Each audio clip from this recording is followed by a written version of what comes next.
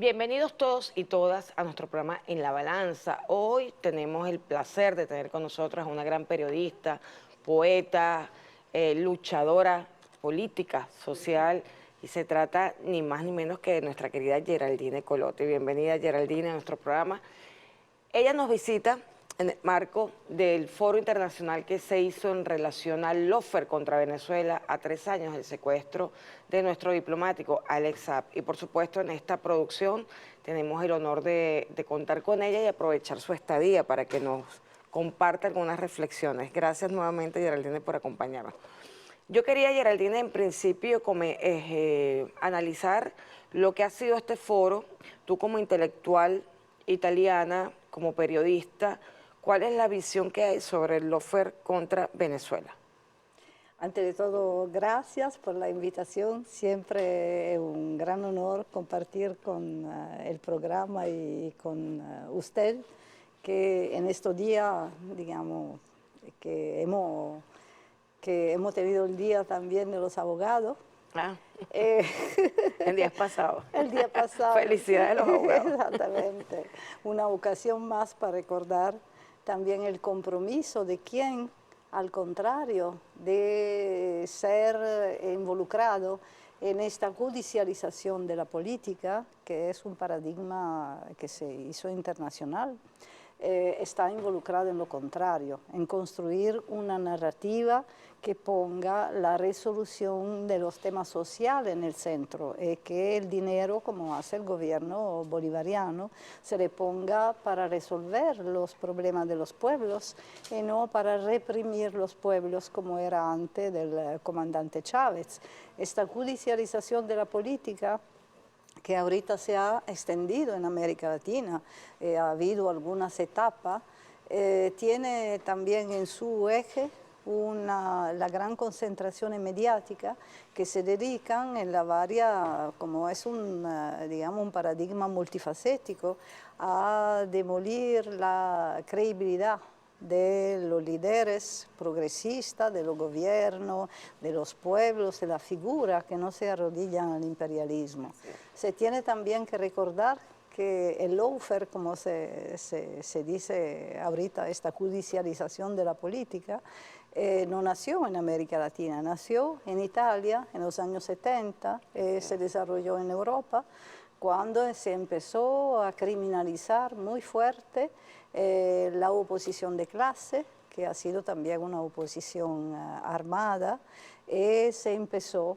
a sustituir la solución de los temas sociales con las represiones. Entonces el dinero para los jueces, para una maquinaria que, como estamos viendo en América Latina, se vuelve contra lo mismo que las desencadenas, porque es parte de una lucha entre bandas que de todo modo tiene en la mira conservar el poder o cambiar caballo de la parte de la burguesía, como pasó con el lawfare italiano cuando se pasó de la Primera a la Segunda República, enjuiciando una clase política no a nivel histórico, no en la calle, no de la parte del pueblo, sino de los jueces que a la época eran jueces de centro-izquierda, solamente que después esta práctica se ha vuelto también contra lo mismo representante político de centro-izquierda, cuando se ha tenido que resolver de nuevo. Es una lucha de poder entre la misma clase dominante. De hecho, Geraldine, tú como periodista y como militante de las luchas políticas fuiste víctima de la guerra judicial en Italia. Háblanos un poco de cómo fue ese proceso. Sí, bueno, nosotros no hemos sido víctimas porque éramos combatientes, entonces guerrilleros, asumiendo en primera persona la búsqueda del poder, también con las armas, en un periodo tan particular como ha sido, porque no se puede pensar que siempre las herramientas son lo mismo. Cambió la estructura global del mundo, claro, no ha cambiado la naturaleza de la explotación, que al contrario se ha desarrollado, agudizado mucho más, pero la posibilidad de construir un mundo diferente con sujetos sociales que han cambiado después de la caída de la Unión Soviética, por supuesto, es diferente, como demuestra la revolución bolivariana que sigue con los mismos ideales, pero con herramientas diferentes. Y que nosotros, desafortunadamente en Italia, que ha sido el punto más avanzado, pero también en Europa, no logramos pasar ni con los votos ni con las armas. Ese es un tema que está en la mesa, porque donde el desarrollo de toda la herramienta del capitalismo y del imperialismo son más fuertes, también los mecanismos, los aparatos ideológicos de control son más sofisticados. Entonces, como sigamos viendo en este periodo, con el conflicto en Ucrania y con la falta de posicionamiento para respaldar a la revolución bolivariana de una manera masiva, es porque la gente está confundida, porque evidentemente te hacen con un procedimiento de falta de memoria histórica, de corte de la memoria histórica con las jóvenes generaciones, te crea confusiones. A la época donde accionamos nosotros todo estaba claro, era el mundo de Che Guevara, de Fidel, de Vietnam, donde teníamos que incendiar la pradera de todo lado del mundo, ¿no? Construyendo 1, 200, 1000 Vietnam. Intentamos hacerlo por estas condiciones particulares que había, que duraron 20 años. 20 años duró este ciclo de lucha y 20 años duró mi organización, la Brigada Roja de Guerrilla, imagínense. 20 años detenidos. Yo estuve, yo tenía una condena 27 años, que después fueron 25, y con toda digamos, los procedimientos que después una lucha colectiva intentamos hacer, se empezó a salir alguna hora de la cárcel, pero fueron 25 años de condena que terminé en 2010. Wow. De todas maneras, la experiencia digamos que de los hombres y mujeres comprometidas en la lucha es que ni siquiera las guerras judiciales, ni siquiera las detenciones arbitrarias que se han realizado detienen ni la idea ni la fuerza con la que se lucha. Tú eres uno de esos casos que uno conoce y admira, después de 25 años privada, detenida, sin libertad, para poder seguir soñando, seguir actuando, seguir trabajando. Sigues en la resistencia y sigues construyendo y reconstruyendo, aprovechando el tiempo al máximo. Y ahora, por supuesto, en solidaridad además con los pueblos de Latinoamérica, y eso te lo agradecemos infinitamente. Mi agradecimiento eterno a la Revolución Bolivariana, porque nos ha permitido de guardar una esperanza al futuro, a pesar de 5.000 presos y presas políticas que hemos tenido, de los tantos muertos, de un conflicto que desafortunadamente no logramos ganar por ahora, pero está una esperanza, hay un segundo tiempo en el partido entre la barbaridad y el socialismo, y esto gracias a Venezuela, que por supuesto con el testimonio fuerte de Cuba, que sigue siendo un faro del mundo, pero se juntó para construir esta esperanza por los pueblos. Yo quisiera, Geraldine, como estamos hablando un poco de la experiencia del Foro Internacional en relación a la guerra judicial contra Venezuela, que es parte de las medidas coercitivas, traer un video de una de las abogados de Alex Saab, que hizo una pequeña reflexión. Como hubo tantas intervenciones, pues no ha dado tiempo desde la semana anterior hasta ahora, de pasarlo todo, pero sí hemos sacado algunos extractos, por ejemplo, la semana pasada del gran penalista Eugenio Zaffaroni, y en esta oportunidad vamos a ver qué dice, qué reflexión hace una abogada inglesa de la defensa de Alex Saab. Permítanos, director, ese video, por favor.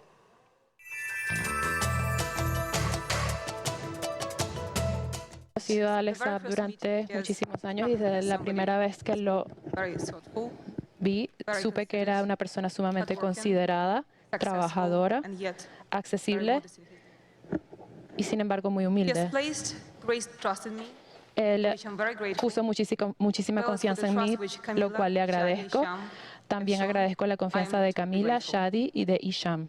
Estoy eternamente agradecida por esto. He trabajado en este caso desde el 12 de junio de 2020, cuando Camila me llamó con las devastadoras noticias de que Alex había sido arrestado durante una misión humanitaria en Irán. Podría hablar de muchísimos aspectos diferentes del caso de Alex, sobre la mala administración de la justicia, sobre los abusos del proceso, sobre el descuido total de las normas internacionales establecidas a lo largo de siglos. Sin embargo, me gustaría concentrarme en las consecuencias que el caso de Alex tendrá en el funcionamiento de la diplomacia mundial. Estados Unidos violó los requerimientos legales más antiguos y más establecidos y críticos cuando se trató del arresto, la detención y el encarcelamiento de Alex Saab. La inmunidad de los diplomáticos en las misiones del arresto y de la detención se reconoce universalmente mediante tratados y por derecho internacional consuetudinario.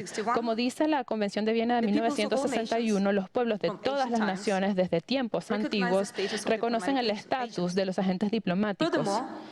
Aún más, la inmunidad de estos individuos también está apoyada por los principios y los propósitos de la Carta de las Naciones Unidas cuando se habla de la seguridad y paz internacionales, la calidad soberana de los estados y la promoción de las relaciones amistosas entre las naciones. Aquí podemos ver a la doctora Marina Pujipko. Ella es miembro de la defensa de Alex Saab desde que estuvo secuestrado en Cabo Verde. Ella hace una reflexión de cómo se ha violado el derecho internacional. Lo primero que ha ocurrido aquí es una flagrante violación de la inmunidad diplomática de Alex Saab, quien se encontraba en una misión humanitaria. Es difícil a veces, Geraldine, explicar lo que ocurre en el marco de una guerra no convencional, de una guerra multiforme como la que están aplicando a Venezuela, porque es difícil entender lo que está fuera del derecho.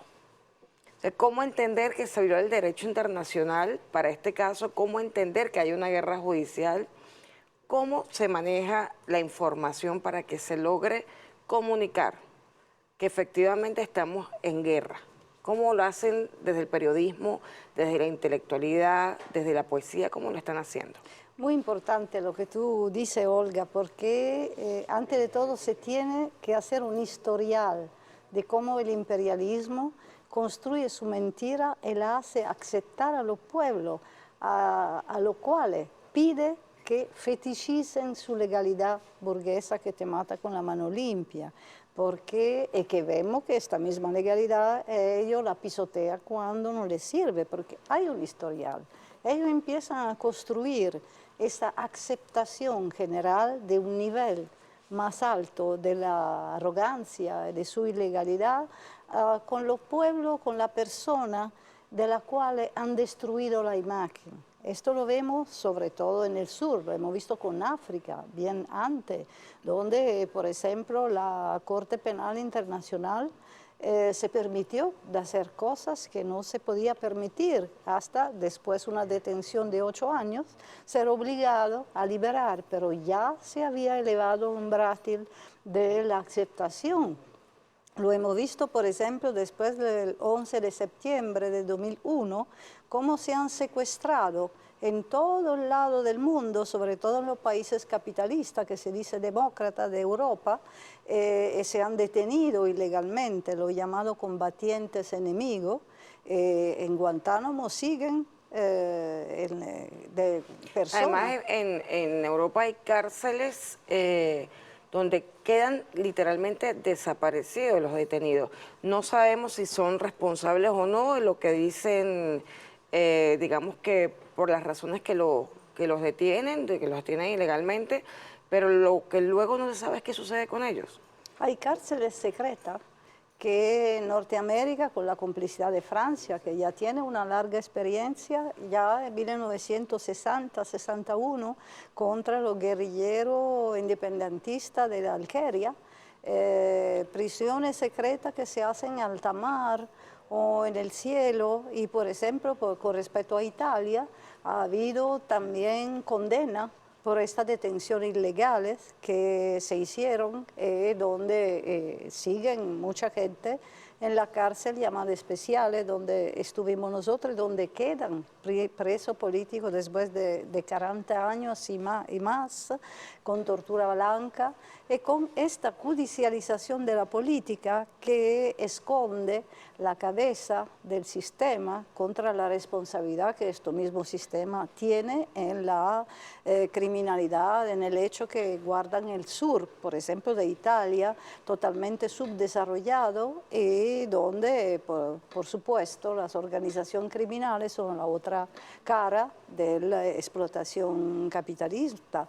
Pero por lo que de Alex Saab siguen en esta misma arrogancia, en esta misma violación de todos los derechos, así como con la medida coercitiva unilateral e ilegal, como está diciendo tú, porque no se tienen que llamarlo sanciones, siendo que las sanciones, como tú sabes mejor que yo, tiene otro procedimiento, ¿no? Claro. Se trata de países en guerra, cuando Venezuela ni Cuba ha jamás atacado, siendo patria de libertadores, sino de agresores. Pero con esta, también con un robo de lenguaje que te impiden de llamar las cosas, los conceptos con su propio nombre, porque los intelectuales tienen miedo de utilizar hasta la palabra socialista, porque todos los medios cómplices llaman régimen los países donde hay democracia participativa o protagónica como Venezuela, o socialismo como Cuba, pero llaman grande democracia entidad como la israelí, que mata, hace masacre cotidiano, y parece siempre ser la mejor democracia del mundo, o todos los aliados de Norteamérica son buenos, los malos somos nosotros, son los pueblos que luchan por su libertad. Y vemos que con el tema de Alex Saab, la complicidad de los medios a nivel internacional, ha habido un lawfare también en Italia contra toda la familia de Camila, que es la esposa de Alex Saab, que es italiana, utilizando todo el aparato del Estado. Todos los aparatos machistas. Porque, por supuesto, por descalificar a una mujer se utiliza siempre la misma cosa, ¿no? que sabemos perfectamente. Esto es un crimen, porque ¿qué se hace? Así como hicieron con Gheddafi, como hicieron con tantos líderes, y con Chávez y con Nicolás, imagínense, ¿no? Y con Alex Saab, hasta Rodney López, uno de los compañeros del movimiento Free Alex Saab, hizo una búsqueda en los medios para ver cuántas veces la palabra, el nombre de Alex Saab parecía en los medios, en la plataforma, de manera descalificante, así como vemos que el compañero presidente Nicolás siempre lo dibujan de una manera mala, de manera que la gente lo piensa cuando lo van a atacar. En fin, no liberamos de esto tremendo dictador o de esto tremendo narcotraficante. Esto es la tarea de los medios de la guerra mediática. Geraldine, nos tenemos que ir a un corte y continuamos analizando el asedio contra Venezuela y la situación del prisionero de guerra, el diplomático Alex Saab. Nos vamos a un corte y continuamos con la poeta Geraldine Colotti.